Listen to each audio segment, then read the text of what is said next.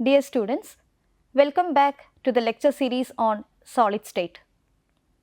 Today, we will explore two important concepts in X-ray crystallography, namely atomic scattering factor and structure factor.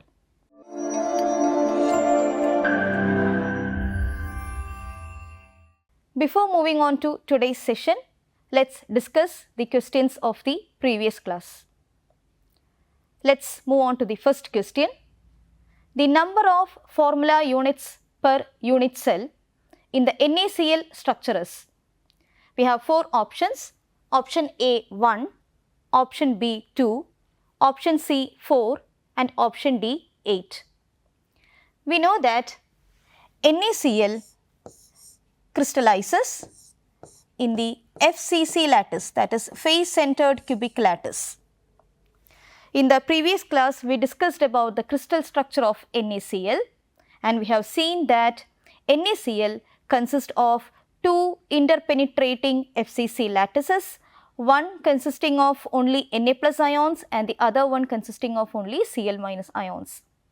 And if the lattice is a face centered cubic lattice, then the number of atoms per unit cell will be equal to 4. So, in this question, the number of formula units per unit cell in the NaCl structure is option C 4,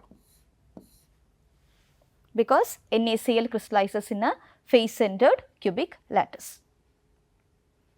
Now, we will move on to the second question. Which of the following statements is true regarding the systematic absences in the diffraction pattern of NaCl? Option A, all odd and even H plus K plus L reflections appear. Option B, only reflections with H, K, L, all even or all odd appear. Option C, only reflections with H plus K plus L odd appear. Option D, only H00 type reflections appear. We have already seen that NaCl crystallizes in a FCC lattice.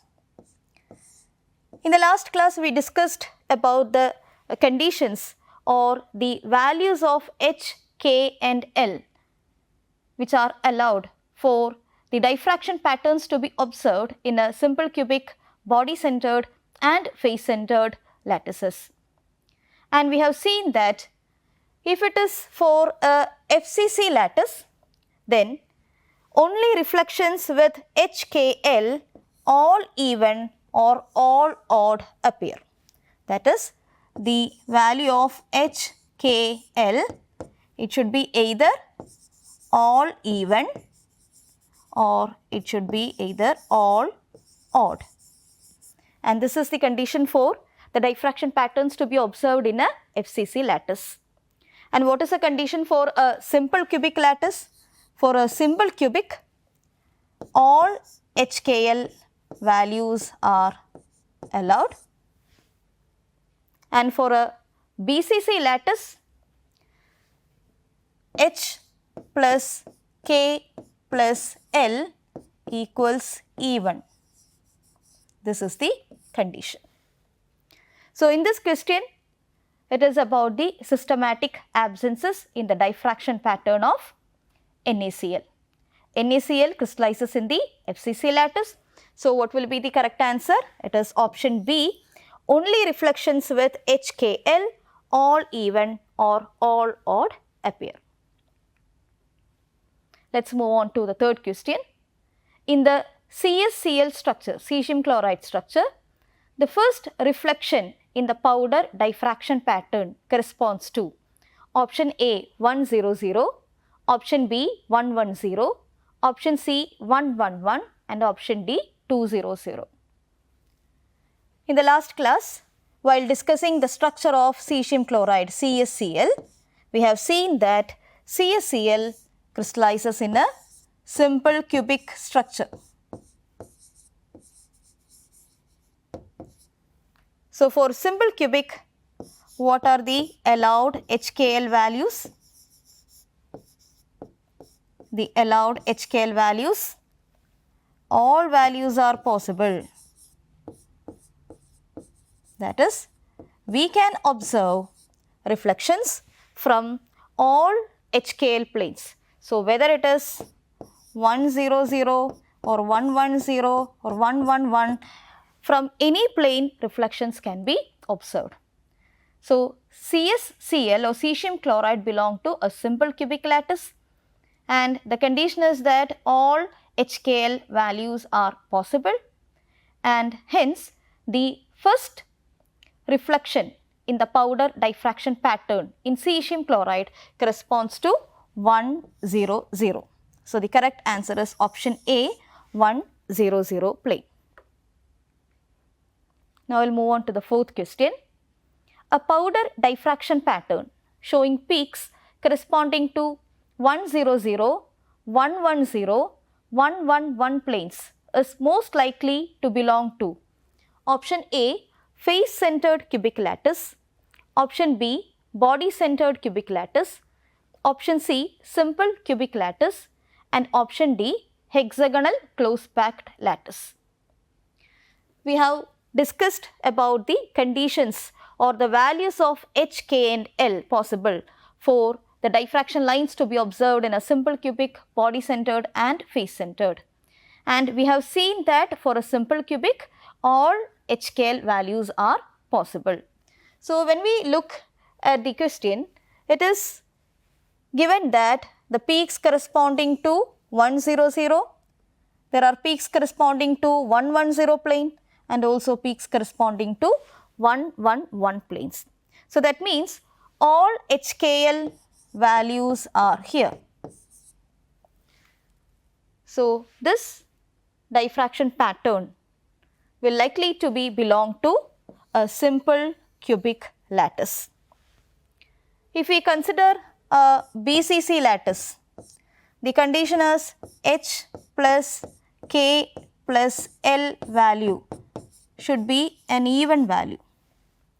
So, if it should be even, then you cannot see a diffraction pattern from a 111 plane, because the sum is 1 plus 1 plus 1. So, sum is 3, which is odd. So, you cannot observe a line from the 111 plane.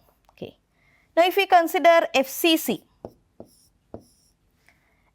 lattice, then HKL should be either all even or all odd. So, when we consider the 100 or the 110, it is neither all even nor all odd. So, you cannot observe lines from the 100 or 110 in a FCC lattice. So, the correct option is option C, that is simple cubic lattice, which allows all HKL values, or you can see the diffraction lines possible from all possible lattice planes, namely 100, 110, 111, etc. Now, we will move on to the next question. If the first few observed peaks in an unknown salt match the FCC reflection conditions, the structure is likely to be similar to option A, NaCl, option B, CSCl, cesium chloride, option C, ZnS, zinc sulphide, and option D, NaF, sodium fluoride. So, we have seen that for FCC, a very good example that crystallizes in a FCC lattice is NaCl, consisting of two interpenetrating FCC lattices. So, in the question it is given that the first few observed peaks of the unknown salt matches the FCC reflection conditions. So, if it matches the FCC reflection conditions, then definitely the structure will be likely to be similar to NaCl. So, the correct option is option A, NaCl. So, now we will move on to today's session. We will discuss two important concepts in X-ray crystallography, namely atomic scattering factor and structure factor.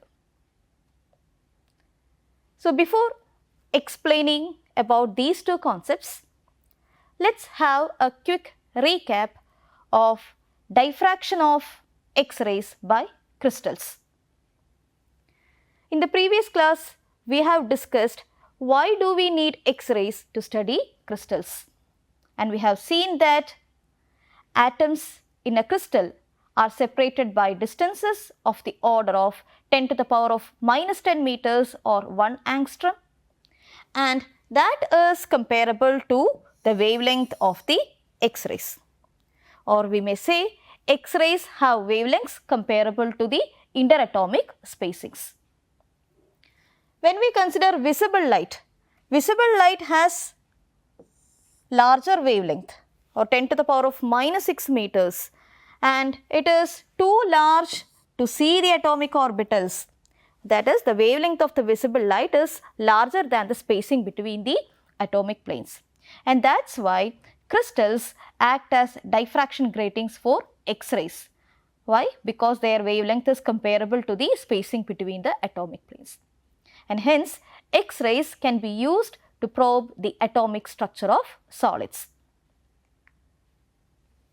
And what happens when X-rays hit a crystal?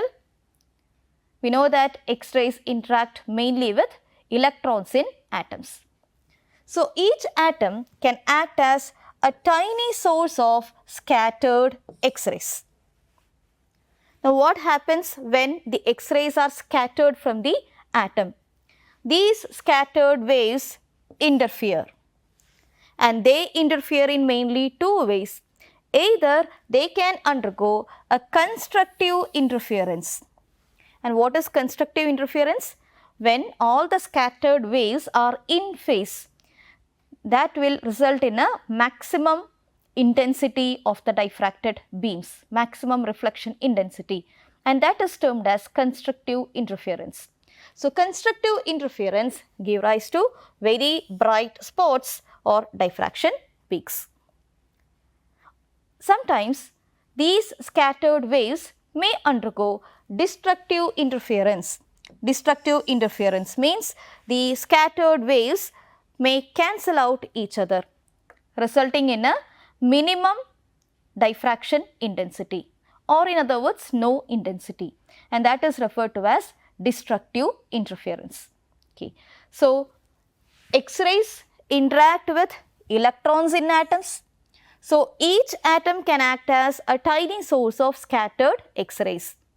And when X-rays are scattered, in this figure you can see an X-ray beam striking a crystal and the scattered X-rays falling on the detector, which produces a diffraction pattern or spots.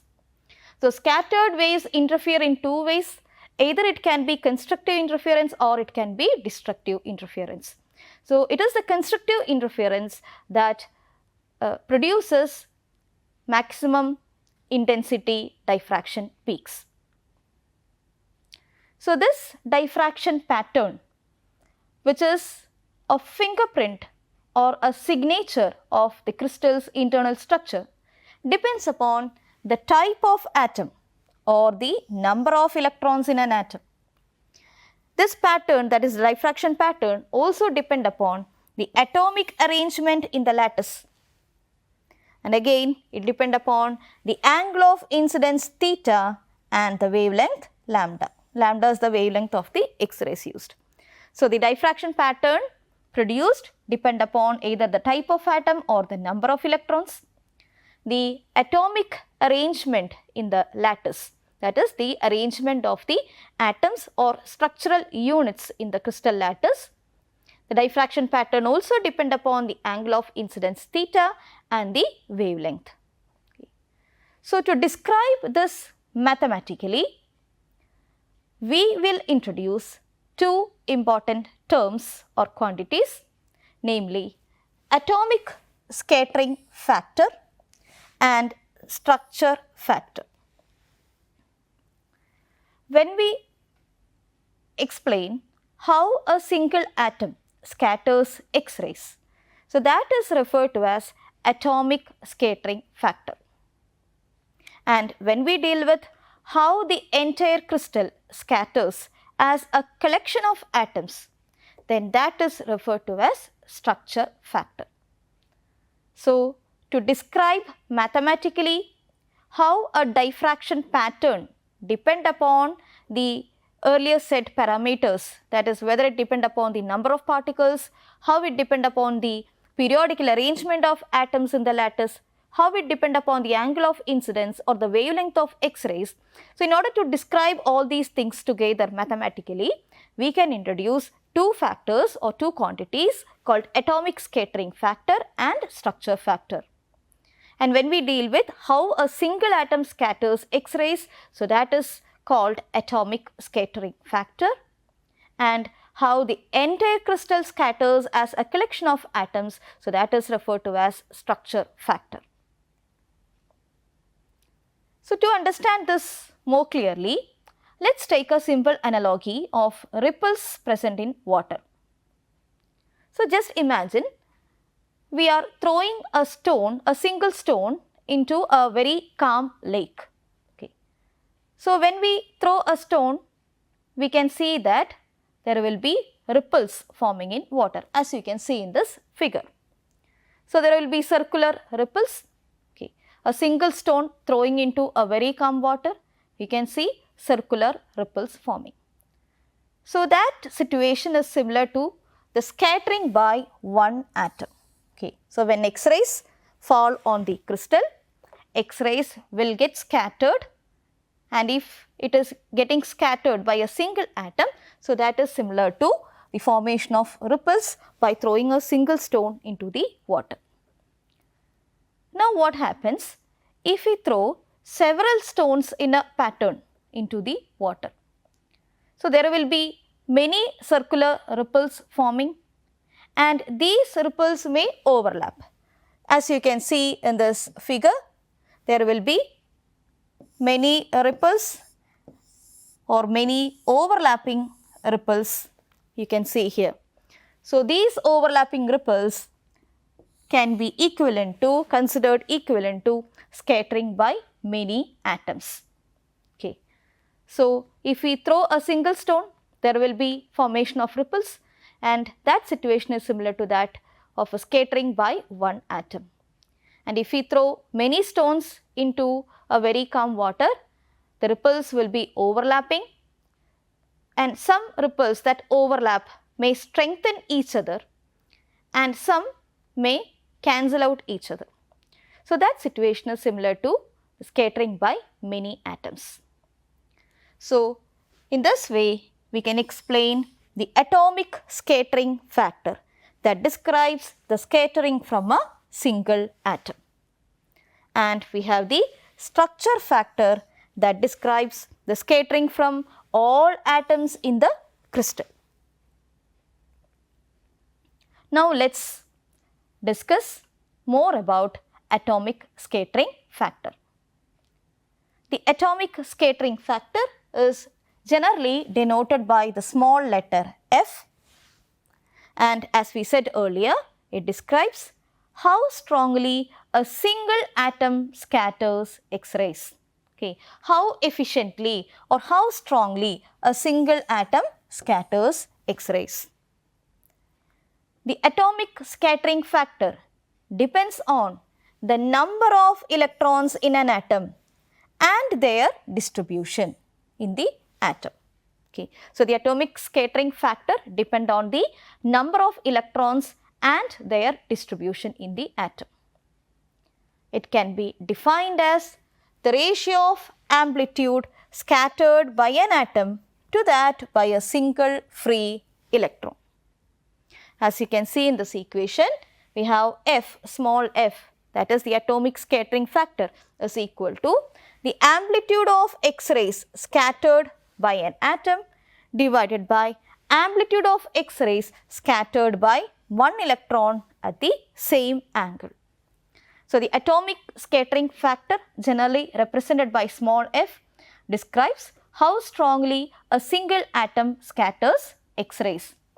It depends on the number of electrons and their distribution within the atom, and it can be defined as the ratio of amplitude scattered by an atom to that by a single free electron.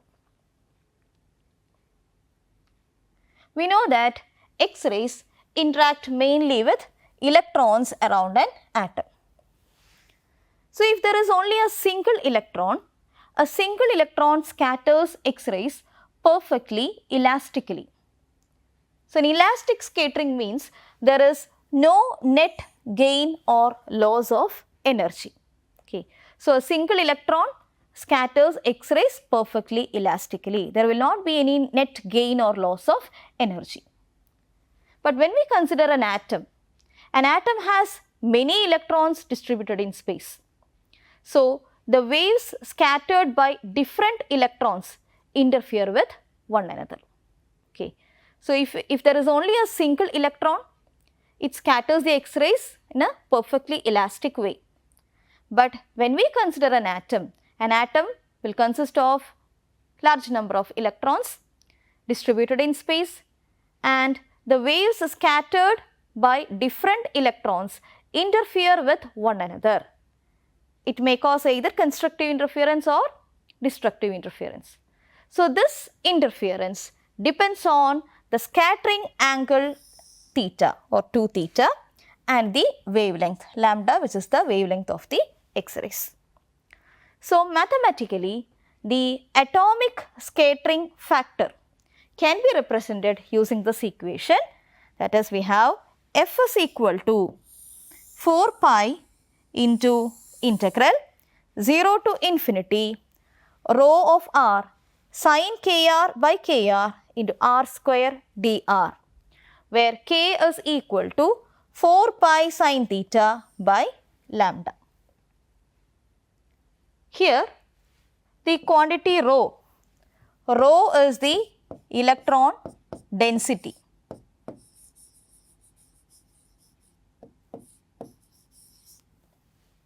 And r is the radius of the identical spherical atom. And k is a constant which is equal to 4 pi sin theta by lambda, where lambda is the wavelength and theta is the scattering angle. So, this is the mathematical expression for atomic scattering factor. We have F is equal to 4 pi integral 0 to infinity rho sin kr by kr r square dr, where k is equal to 4 pi sin theta by lambda. Okay. And mathematically this equation, upon simplification, we may approximate this sin kr by kr approximately equal to 1. So, you can simplify this equation as 4 pi integral 0 to infinity rho r square dr. In either way you can express it. Okay. So, this is the mathematical expression for the atomic scattering factor, which shows that the atomic scattering factor depend upon the number of electrons in an atom. Greater the number of electrons in an atom, greater will be the atomic scattering factor. So, this equation also shows the dependence of the atomic scattering factor on the scattering angle theta. So, as the scattering angle increases, waves from different parts of the electron cloud start to interfere destructively. Okay. So, there will be destructive interference reducing the overall amplitude, and as a result the atomic scattering factor F decreases with increasing angle. Okay. So, what happens when the scattering angle increases? As the scattering angle increases, waves from different parts of the electron cloud, they interfere, and they interfere in a destructive manner, or they cancel out each other. So, if there is a destructive interference, then that reduces the overall amplitude, and as a result what happens? The atomic scattering factor decreases with increasing angle. Now, let us see some other factors affecting the atomic scattering factor. The first factor is the atomic number, or Z. At small angles, the atomic scattering factor is approximately equal to the atomic number. As we said earlier, greater the number of electrons, greater will be the scattering power of an atom. So, when we consider heavier atoms, they will have greater number of electrons. So, heavier atoms scatter more strongly. And at small angles, the atomic scattering factor is approximately equal to the atomic number. Now, the second factor is the scattering angle theta that we have discussed earlier. When theta increases, angle increases, the atomic scattering factor or the scattering power decreases. And why? Because as the angle increases, there will be scattering from all possible directions, from all parts of the electron cloud. They interfere destructively and it reduces the overall amplitude. So, as the scattering angle increases, the value of F decreases. Another factor is lambda. The wavelength of the X-rays also affects the scattering vector, because in the equation we have the quantity sin theta by lambda. So, in accordance with it, when wavelength of the X-rays are changed, it also affects the scattering power. Now, another factor is the thermal motion of the electrons. Thermal motion of electrons, it smears the electron density and it slightly reduces the atomic scattering factor. Okay. Now, when we consider the scattering angle theta, at theta equal to 0, F will be equal to the number of electrons in the particle. And that is why here we said at small angles, F is approximately equal to the atomic number. On the screen, you can see a graph plotted with F, that is the atomic scattering factor, along the y-axis and the quantity sin theta by lambda along the x-axis. So, we have the variation of the atomic scattering factor varying with sin theta by lambda. We can see that at theta equal to 0, the value of the scattering factor, the value of the F is equal to the number of electrons in the particle, or it is equal to the atomic number. Also, for lighter atoms like hydrogen, carbon, oxygen, etc., the graph, it just falls off rapidly as the angle increases. As theta increases, the value of F just falls off rapidly. While when we consider a more heavier atoms like calcium, iron, bromine, etc., you can see that the F value is higher and it remains higher for a wide range of angles. Although it decreases with increasing theta, but it remains higher for a wide range of angles. Now, let us see what is the importance or significance of the atomic scattering factor. The atomic scattering factor determines the relative scattering power of atoms.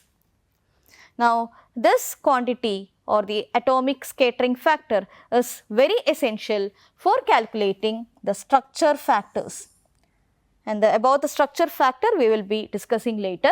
Okay, so it is very essential. It lays the foundation for calculating the structure factors. Also, atomic scattering factor helps to distinguish different atoms in a structure.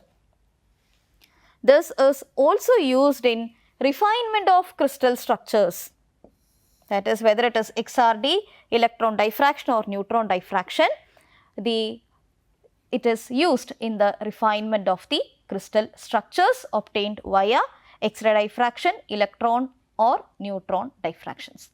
So, this is the significance of the atomic scattering factor. The main significance lies in the fact that it determines the relative scattering power of atoms. So, now we will move on to other important concept, that is the structure factor. The structure factor, as we said earlier, describes the combined scattering from all atoms in a unit cell. And the structure factor is generally represented using the capital letter F. So, each atom's scattering adds with a phase factor depending on its position. Okay. So, in the atomic scattering factor, we deal with only one atom, scattering by all the electrons in a single atom. But here it is the combined scattering from all atoms in a unit cell. So, mathematically, the structure factor can be represented as F capital F HKL equals summation j equals 1 to n Fj e raised to 2 pi I Hxj plus Kyj plus Lzj. And this factor determines the intensity of each diffraction spot. So, when we look at this equation, the quantity Fj, it is small fj, it is nothing but the atomic scattering factor.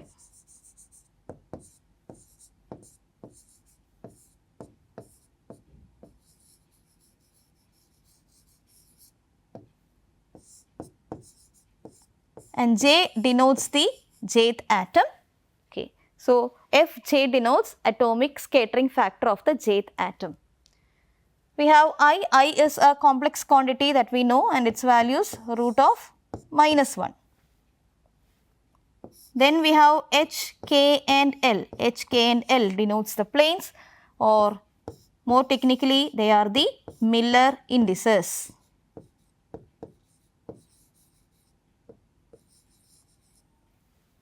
And then we have the quantities Xj, Yj and Zj, and these are the fractional coordinates of the atom that describes the position of the atom.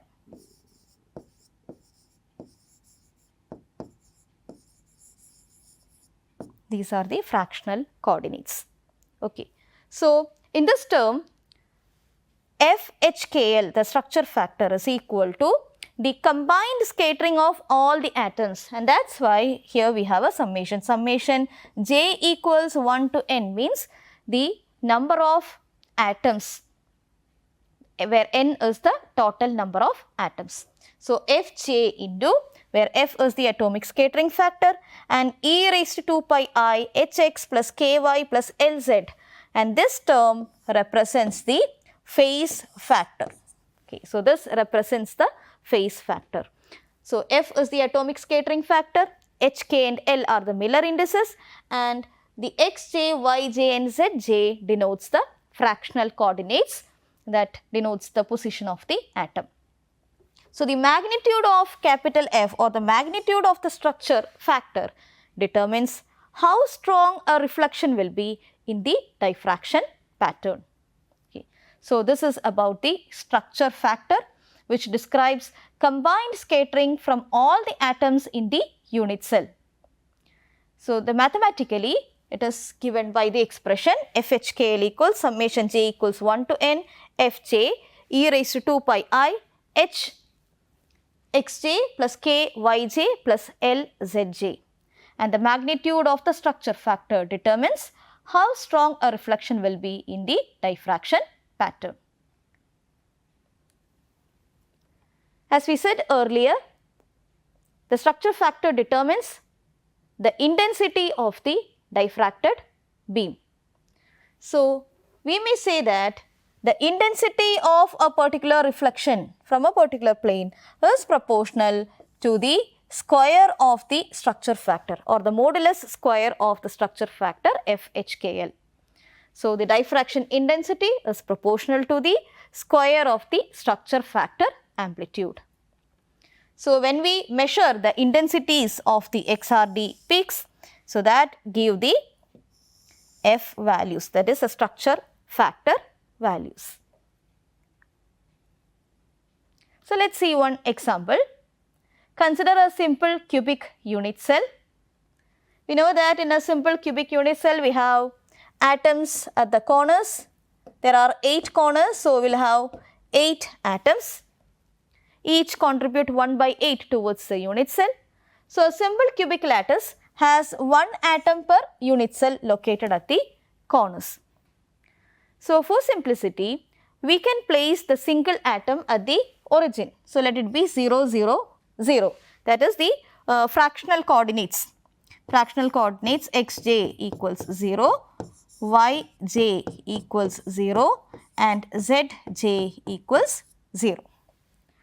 So, when we substitute the fractional coordinates in the equation for structure factor, that is F HKL equals, we have summation j equals 1 to n. So, here it is a simple cubic cell, we have only 1 atom. So, we can directly write this equal to F into e raised to 2 pi I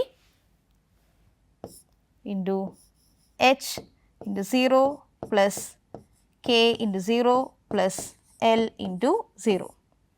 Because of fractional coordinates, we have considered them at the origin. Okay. So, this will be equal to F into e raised to 0. Any number raised to 0 is 1. So, this is equal to F. So, here you can see that the structure factor is equal to the atomic scattering factor. So, that means when the structure factor is equal to the atomic scattering factor, all reflections are allowed. That is, you can see reflections from all possible HKL planes. So, we have seen one example with simple cubic unit cell, and we have seen how the structure factor is equal to the atomic scattering factor. Regarding the importance or significance of the structure factor, it determines allowed and forbidden reflections, or it accounts for the systematic absences that seen in the diffraction lines. It provides information on atomic arrangement. The structure factor explains the relative intensities of diffraction peaks. This forms a basis for crystal structure determination. So, this table shows a comparison of the different properties of the atomic scattering factor as well as structure factor. When atomic scattering factor represents scattering by a single atom, the structure factor represents a scattering by all atoms in a unit cell. The atomic scattering factor depend upon the atomic number Z, theta the angle of scattering and lambda the wavelength, whereas the structure factor depend upon the atomic scattering factor F as well as the position of the atoms, the fractional coordinates as well as the plane Miller indices HKL. Atomic scattering factor F is a real quantity, whereas the structure factor is a complex quantity. F gives the scattering amplitude, that is the atomic scattering factor gives the scattering amplitude. At the same time, the structure factor gives diffraction amplitude as well as the phase of the wave. And regarding the dependence of intensity, the structure factor is directly proportional to the intensity, or intensity of the diffracted beams is directly proportional to the structure factor. So, in this session, we have discussed two important crystallographic concepts, namely atomic scattering factor and structure factor. We have seen that X-rays scatter mainly by electrons, and the atomic scattering factor represented by small f describes the scattering from one atom, and we have seen that with increasing angle of scattering, the value of f decreases. On the other hand, the structure factor represented by capital F combines scattering from all the atoms and it determines the observed reflections. It also accounts for the systematic absences seen in the diffraction lines. The intensity of a diffraction peak or spot is proportional to the square of the structure factor. Both atomic scattering factor and structure factor together form the foundation of X-ray crystallography. Now we will have some assignment questions. First question, the atomic scattering factor of an atom primarily depends on, you have 4 options. First option, the number of protons in the nucleus.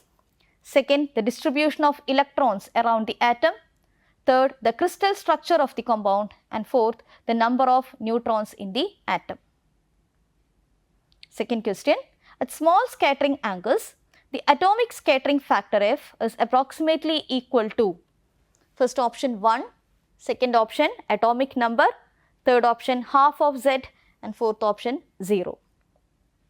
Question number 3, as the scattering angle theta increases, the atomic scattering factor F increases linearly, decreases gradually, remains constant, first increases and then decreases.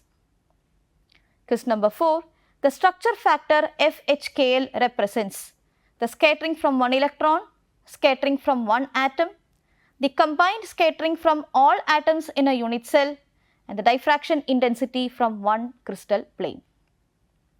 Next question, the intensity of an X-ray diffraction peak is proportional to option A FHKL, option B modulus of F value, option C modulus square of FHKL, and option D 1 by FHKL square. Last question, the term e raised to 2 pi I hxj plus kyj plus lzj in the expression for FHKL represents the scattering power of an atom, phase difference between the scattered waves, absorption coefficient, lattice parameter. Please try to find the answers. We will discuss the answers in the next class. Thank you.